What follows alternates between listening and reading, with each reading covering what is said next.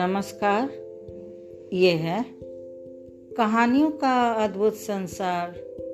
किस्सा कहानी, कहानियाँ जिनमें हम देखते हैं खुद को।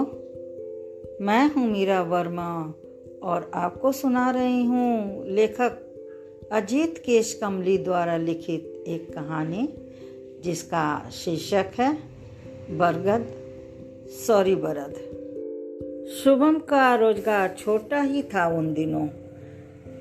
बड़ी मेहनत करता था वो, लेकिन घर वालों की मदद के लिए हमेशा तैयार रहता था। जब भी घर जाता सबके लिए कुछ न कुछ लेकर जाता। उसकी शादी हुई थी तब घर वालों ने जमकर पैसे वसूले थे। हमको इस बात की जानकारी भी नहीं होने दी गई थी कि अंदर खाने में लेन देन का क्या खेल चल रहा है। वैसे तो वह शादी ब्याह में पैसों के लेन देन का कड़ा विरोधी था, लेकिन जब 21 साल की उम्र में उसकी शादी करा दी गई तो वह कुछ कहने की औकात का भी नहीं था। शादी हुई थी तब भाभीयों ने सोने के मोटे मोटे कंगन बनाए थे।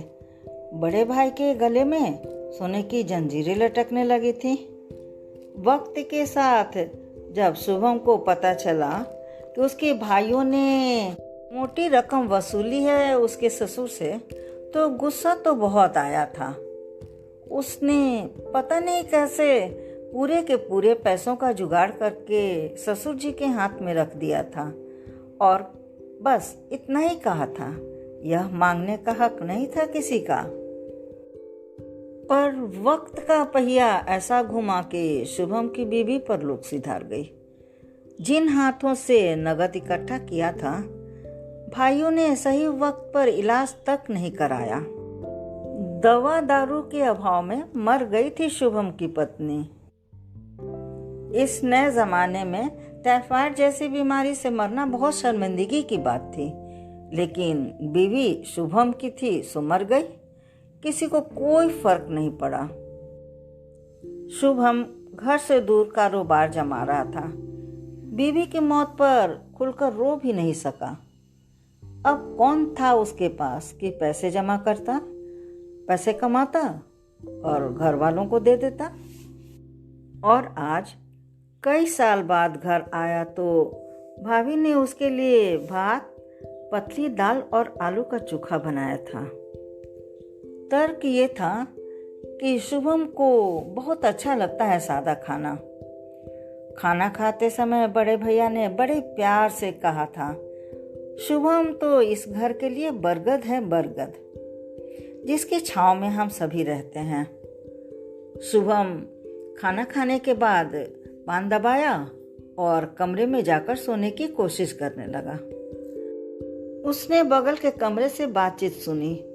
छोटी भाभी ने कहा, दीदी इतने दिनों बाद आए हैं, कुछ अच्छा ही खाना बना देती। बड़ी भाभी खी खी करके हंसने लगी थी। बोली, चुप रे छोटी, ज्यादा माथा मत चढ़ाओ उसको। मछली वछली खाकर कहीं माथा न फिर जाए। छोटी भाभी ने कहा, माथा तो भैया न चढ़ा रहे हैं, बरगद उर्गद बोलकर। तभी पलंग पर लेटे भैया ने हंसते हुए कहा, ध्यान से सुना करो जो हम कहते हैं। बरगद नहीं कह रहे थे, बरद कह रहे थे, बरद। बरद समझती हो? बरद यानी बैल। बगल के कमरे में आंख मूंद कर पड़े शुभम की आंखें खुल गई थी। उसका विश्वास आंखों की कोर से आंसू बनकर लुढ़क रहा था। ये कहानी बस इतनी ही। अभी आप सुन रहे थे मीरा वर्मा की आवाज में लेखक अजीत केशकमली द्वारा लिखित सत्य घटना पर आधारित एक पारिवारिक कहानी। फिर मिलते हैं एक और नई कहानी के साथ। धन्यवाद।